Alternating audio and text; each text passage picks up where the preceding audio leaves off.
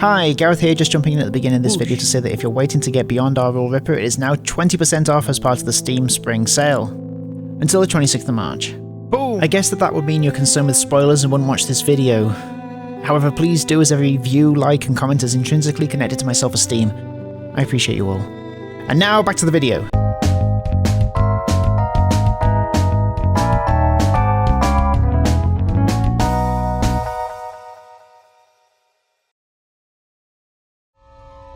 Ho buddies, welcome to Borderline Games. I'm Gareth and today we're playing Beyond Our Rule Ripper, and last time we dragged Coffee into a toilet and told her number. And now there's a possibility that we hadn't considered with regards to the data entries. I think that's what it was about. Maybe it wasn't, I can't remember. Something like that, I think. Let's see what this possibility that we haven't considered is. His hand slowly moved to his pocket, to the envelope containing the hints he'd collected. To one specifically. That photo. Coffee got closer and looked at it over his shoulder. Normally he wouldn't want to show his hints. That case was different. A man and a woman. Two absolute strangers. A kid with a smile he didn't recognize. A family photo that felt distant and foreign to him. Ooh. Perhaps more than it should. Isn't that you? The one with the red shirt?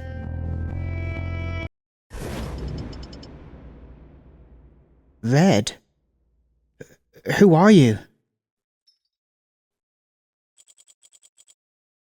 The only one in red. Coffee put her finger on that cheerful child. And indeed, he couldn't see it. Whoa, what? What? Oh, he's got something. Okay, alright. This is interesting. Protanopia. That's the term, the name of the deficiency I was born with. That's the term, the name of the deficiency I was born with. A type of colour blindness that makes me unable to see the colour red and its different tones, basically. Okay, so how does that impact what's been read? The letters in the council have been read. Is that important?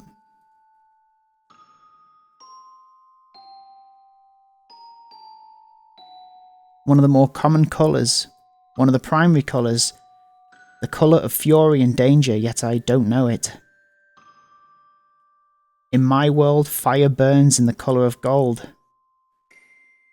Some days the sea seems made out of silver, and people bleed in a dark, deep colour, either brown or somewhat yellow. Has he forgotten that? My world is made out of blue and gold.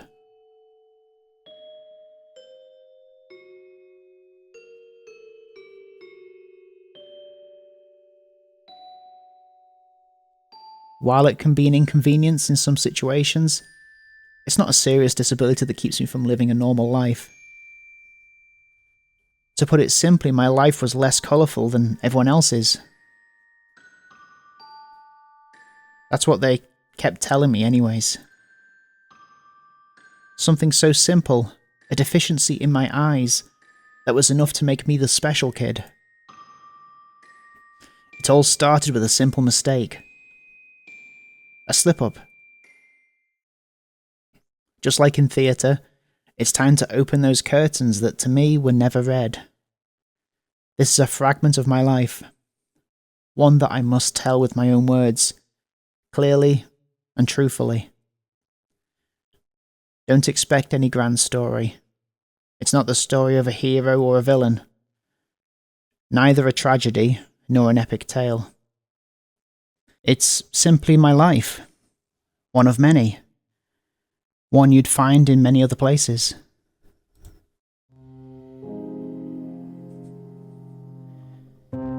It happened a few days after I got there. I was talking with some classmates, kids I barely knew yet, who I couldn't call friends, but with which I undeniably had something in common. I wanted us to get along. It should come as no surprise at that point there was no one I could consider a friend. I don't remember how it happened exactly or what we were talking about.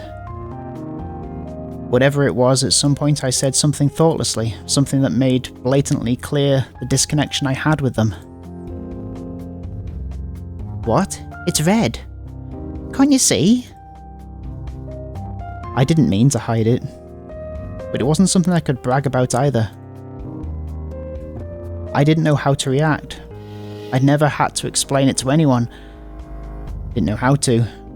And of course, at that age, I didn't know any of the medical details or remember any terms. "So you're blind, or what?" "Miss, something's wrong with..." blank. The rest of the kids didn't take long to come, surrounding me. Shouldn't really be any surprise coming from me that my only reaction was to be scared and crouch down into a ball. I couldn't utter a single word. My mind had froze up, gone blank. "Calm down, don't nag him. Has a problem with his eyes, called colour blindness. He can't see some colours." The teacher arrived, trying to take control of the situation. Sadly, that just made everyone even more curious, so they kept talking. It was chaos. Looking back at it, I understood why they were so curious. They probably had never heard anything like it. For a kid, colours are a natural thing in the world that simply exists everywhere. Therefore, someone that can't see them would be marked as unnatural. In my particular case, it only applies to a segment of the colour spectrum, but many assumed I couldn't see any, as if I saw the world in black and white. I see, that's why we have this. That's where it all began. The news spread, like an unstoppable hurricane that ravaged everything in a single day. First were small quips. For some, it never went past that. For most of them, after a week, it was old, boring news. But there was a minority, a small few, that kept going, increasing the intensity. It wasn't about my colour blindness anymore. In fact, any other characteristic that had made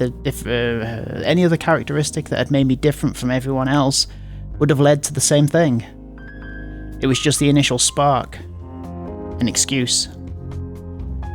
Actually, I'm now certain that my true weakness, what truly cursed me, wasn't my colour blindness. It was my personality, the way I am. I was an easy target, too easy, especially considering what had happened right before arriving there. I could barely speak full sentences without pauses, talk without getting nervous or tremble. Any of the adults should have seen it coming. You know what I'm talking about, right? Do I need to say it? Actually, no matter how obvious, I feel like I need to recognise it to be able to accept it. In other words, bullying. No other way to call it. Lime would call it a cliché, and I agree. Nothing special to see. Can't even dramatise it. Don't get me wrong, it wasn't nice whatsoever, but not so bad that I want people to pity me. It was hard. Painful. I won't ever forget the pain I felt as they asked me which colour was my blood. However, it never reached a point where my life was in any danger. From the adult's point of view, there were no more than quarrels and insults. Reprehensible, sure, but my bullies made sure to avoid anything that would cost them a severe punishment. A victim of bullying, just one more among the thousands around the world. Sometimes I wish there'd been something more serious than the little scar on my cheek. Something I could tell others that would make them worry about me. A trip to the hospital, a broken bone. But no. Only injuries. Mostly emotional ones. And yet I do wonder if I might have some real trauma. Something serious. Can I have something like that when I'd lived through something much worse already? In any case, I can't deny that my life was defined. I can't deny that my life was defined by it for years. Until finally... Ooh. Stop right there! Now! He appeared. A hero. A true hero.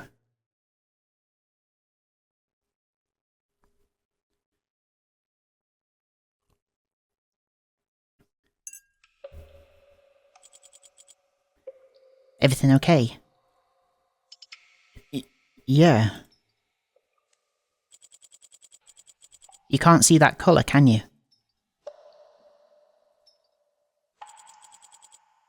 You're colourblind.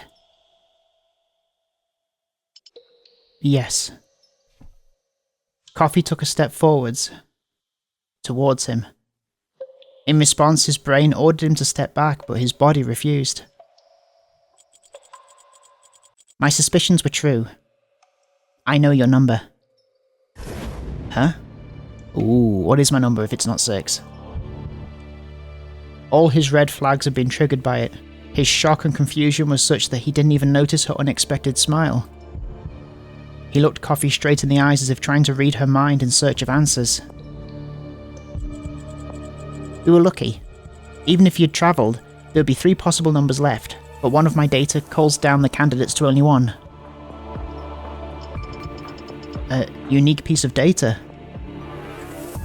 The data that reveals the number of the only one with colour blindness. I wanted to confirm my suspicions, that's why I specified the colour. What's my number? You think unique data is assigned at random? When you gave me yours, I realised it's not. Bill, your number is what? What is it? And why are you so close? Is 4. Oh.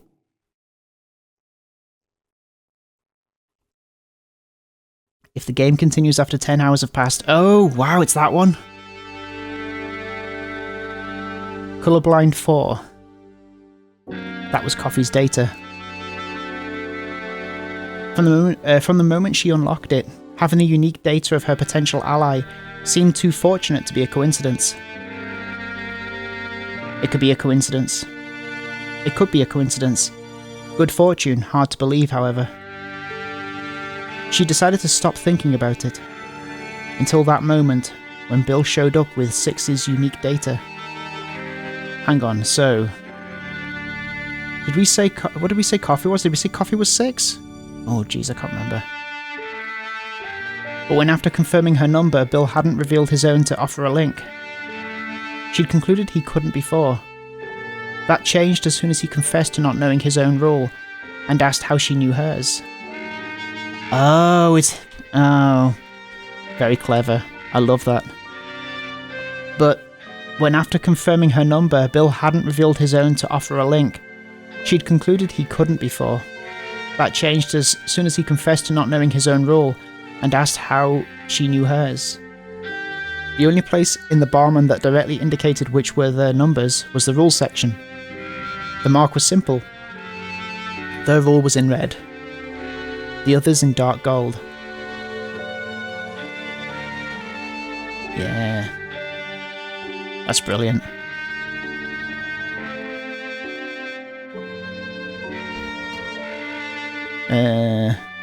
Oh, we're here. I thought it was going back up there. Yet Bill couldn't differentiate them. Not knowing his rule was already a giveaway on his colour blindness. Not knowing his rule was already a giveaway on his colour blindness. And for Coffee, a confirmation that he was Rule 4. Still, she wanted to make sure. That had been her real main reason for helping him. Not wanting to reveal her data, she had to discover it indirectly by using that photo. Finally, she'd found her ally. A potential ally that was now staring at her with a face of utter shock. Imagining the struggles ahead of her, Coffee could only sigh.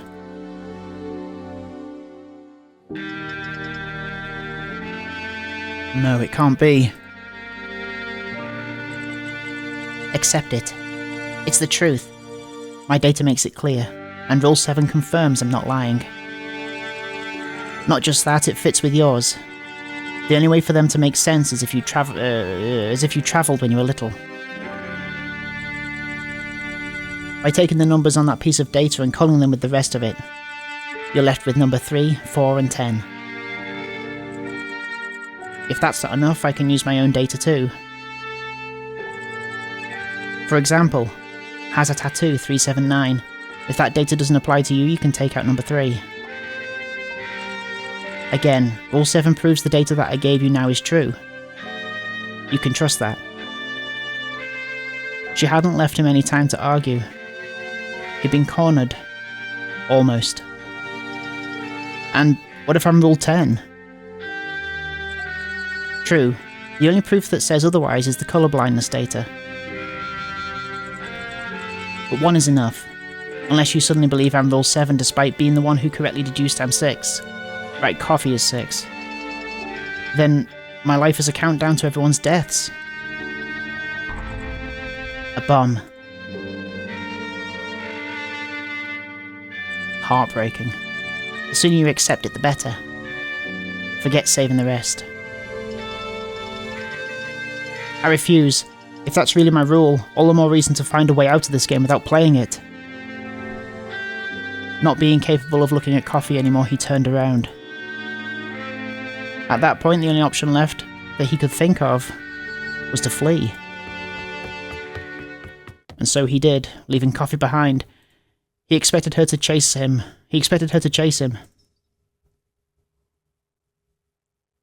But she didn't.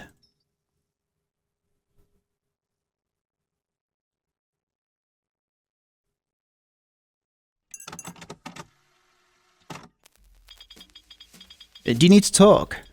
I feel like you're more down than usual. No. Up to you. He kept drinking. He knew he was wasting time, that he needed to keep searching for the killer. However, in that moment he wanted to rest one time. He just wanted to rest one time. Some time had passed since the start of the hour, so most of them had already left the counter. Aside from Cocktail and himself, only Cigar and Vodka remained, talking to each other, unlike them.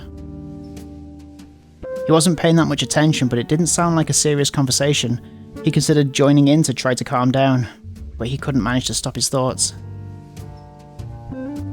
Part of himself was still in denial of what was now a fact, but he couldn't escape the reality that Coffee had revealed to him. He was Rule 4. The first stage of grief, denial, had been denied to him. Instead, he'd been caught by the second stage's clause, anger. He needed help. Not the sort of help Coffee offered, but real support. Was he bargaining by now? And as if his prayers had been heard, that support appeared. Who was it? Was it Lime? There she is. Yo, give me something. What do you want to drink? I'd ask for the usual, but maybe what I need is some water. He heard Lime sit next to him, but he didn't raise his head to look at her. He was expecting the girl to say something, but she didn't. Water? Is everything alright? Nah, I think it's hangover coming to haunt me for my past mistakes. Indeed, that's not a very good looking face. I'll see if I can put together something to alleviate it. Although her voice did feel a bit off, it was to be expected after all the drinks and the energy she'd had. And what's up with you, cowboy? Cowboy? Haven't heard of Billy the Kid? Oh, now I get it. Of course you do. I just explained the joke. Even in bad shape, she didn't give up. That gave him some hope, somehow. Finally, he raised his head. Here you go. This non-alcoholic cocktail is usually effective for dealing with hangovers. Awesome. Let's give it a go. Lime picked up the glass with trembling hands and took a few sips. It tastes good, at least. Now let's see if... Wah! And then suddenly, akin to a percussion sound that would play at the start of a song, she began to cough. She moved abruptly, gripping her chest. What's going on? The spilled drink mixed with saliva on the counter. She turned her head around, making a shriek as if gasping for air. Are you alright? Was the cocktail bad? Should I give her some taps on the back? Does that help? The coughing wasn't stopping. The tempo of the piece increased as the sound grew more grave, guttural and broken. Cigar, passing by, came over worried. Vodka turned around, alarmed. What's wrong? Give the girl some water or something. Lime tried to say something, but couldn't. She tried tapping her stomach to calm down, however... Huh? What? Are you kidding me? I mean, you can't see this, so it could be anything that's coming out of her mouth. Blood began to drip down her lips, falling on the counter drop by drop. To Bill, it was a cruel, dissonant sound. Her eyes asked for salvation whilst her face's hues faded out. Such a scene was unavoidably reminiscent of one he had witnessed only 2 hours prior. There are no sonatas without a second movement. Lime. Bill reached out with his hand as if his touch could possibly save her, but as he got closer, Lime's body fell from her seat in the opposite direction, hitting the floor with a shattered cadence. He wasn't fast enough.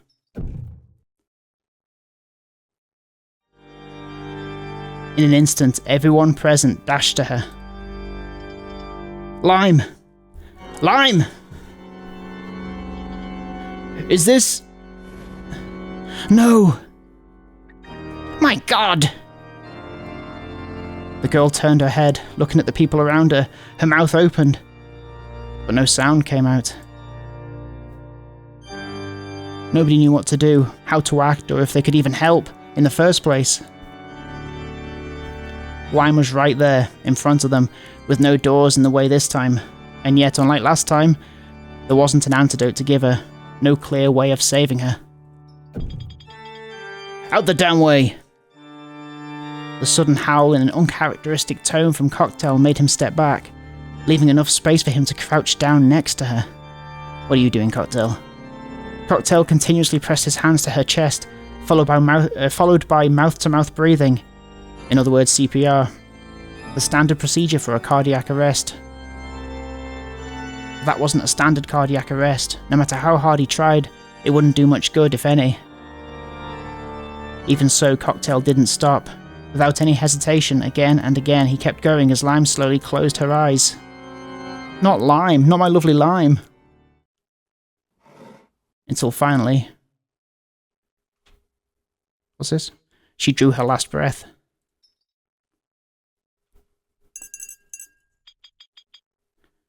I'm sorry.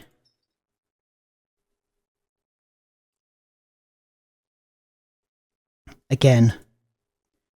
Again. Again before my eyes. Death. Was I condemned to relive it over and over again?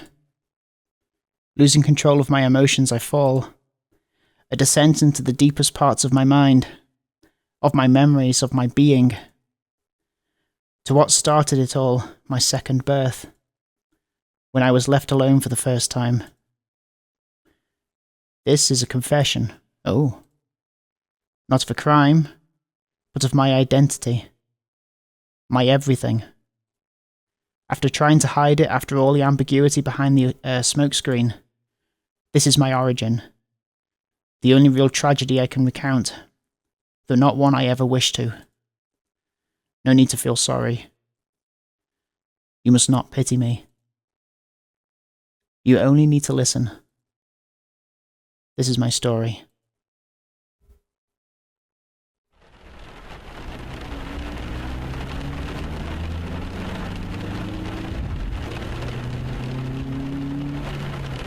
Inside a car, I guess. Rain. A windshield. And get your wipers on that.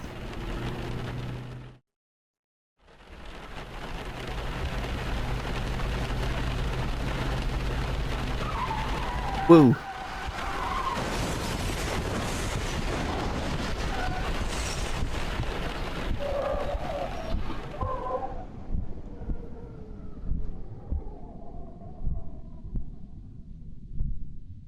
I can't believe Lime's dead.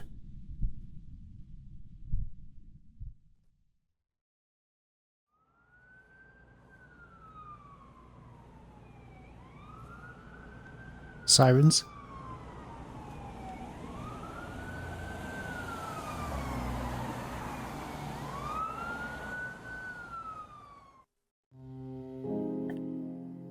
That day I became an orphan. Luckily I was very young. I barely remember anything, only flashes like fragments of a broken stained glass window. And likewise, I know almost nothing about my parents. The few years of my life before that accident vanished forever. The only things I have left from them are my surname and my inheritance. Not a physical inheritance, but a genetic one. My colour blindness is hereditary. Every now and then I can't help but wonder again. How did I survive? Why was I the only one? Why not them? Look, that's the only answer. And yet how can I possibly see anything that happened as lucky? If there's anything I can truly be thankful for, is that it happened when I barely had a sense of self. This might sound awful, but I'm thankful that I couldn't do anything to prevent it. As far as I know, at least. I've been able to move on thanks to not feeling any guilt. That's what I try to remember every day. After some time in the hospital and some legal paperwork, I ended up on the place that would raise me for the following 10 years. My new house. My new home. That orphanage. My memories start taking a clearer shape from there on. We could go out with a supervisor, but it took weeks for me to want that. Perhaps scared of the world that had taken away my parents. How naive of me to think that the world would be better. And for a kid, it really did feel like another world. The orphanage was actually an old college campus that had been remodelled, with several buildings serving as residences and schools. A residence for the kids and another for the teens, a primary and secondary school. And of course, dining halls and small shops. At first I truly thought that I could live there, no need to go back to the outside world. How ironic that is now. You already know why. You already know why. It was there that for years I was the victim of abuse from some of my mates. Orphans like me. Without parents that could raise us individually and being psychologically affected by our losses, each one reacted differently. While I was frozen by fear, others took the violent route to vent their emotions. I won't say that the adults didn't try their best to educate and take care of us, but there weren't enough of them. They couldn't replace our parents. They didn't have the time to give each of us the attention and care we needed. It's because of that I don't hate them. I don't blame them for what happened, even if I do wish they had treated me better. I guess it was hard for them to be strict and punish kids that had lost their families. They knew perfectly well why they acted the way they did.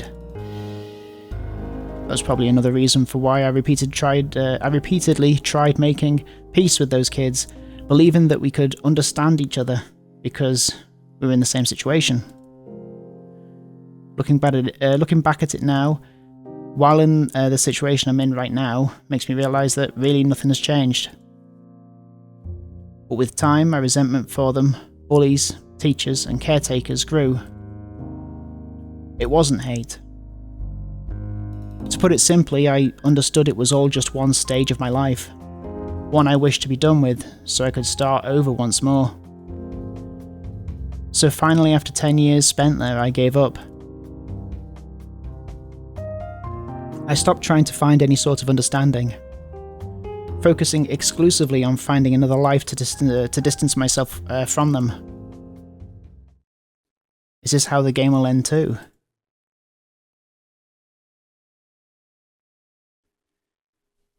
Bill's dark past.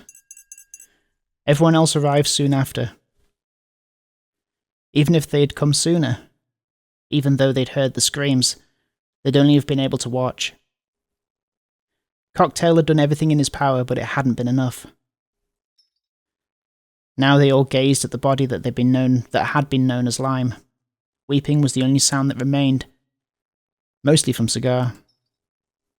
Bill's fists had been clenched for a while, but even when they began to hurt, he wasn't able to open them. Finally, someone broke the silence. Was it the poison? So it seems. Can't be. She drank her antidote, and there's still half an hour left. And yet, they could barely tell apart the symptoms from those suffered by Jin. But it didn't make sense. What happened here? Looking for answers, Poker looked at the four who had been at the counter at the time of death. Truth be told, I wasn't paying attention till the young lass started coughing. She was with those two.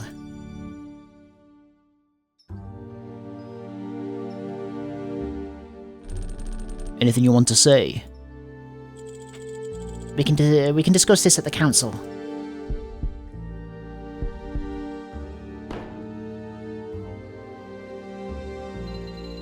Please, we can't leave her here.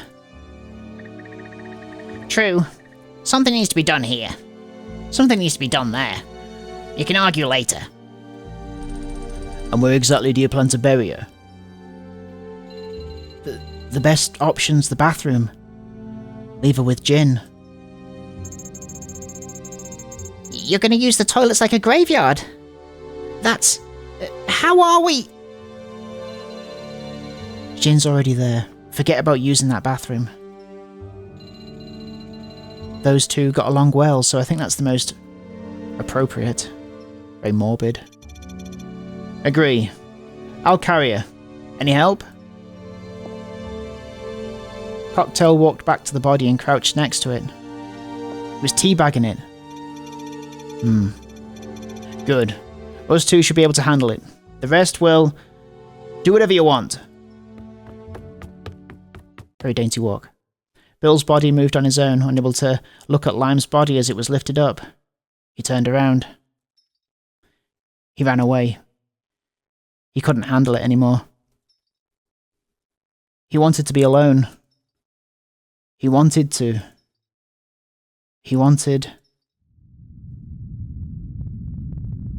He'd ended up there. At the council table. He felt disgusted in himself, sickened for running away. He hated that he hadn't been able to say goodbye, appalled in failing again, loathing the position he'd received. Wishing to escape the present, he turned to the past he'd been escaping from until then. To that photo. Okay, we're going to join Bill looking at the photo next time on Borderland Games. Thank you so much for watching this episode of Beyond R Rule Ripper. I can't believe what just happened. I can't believe Lime's gone. I'm going through grief. Anyway, have a good evening. Take care of yourselves. Bye-bye. Bye-bye.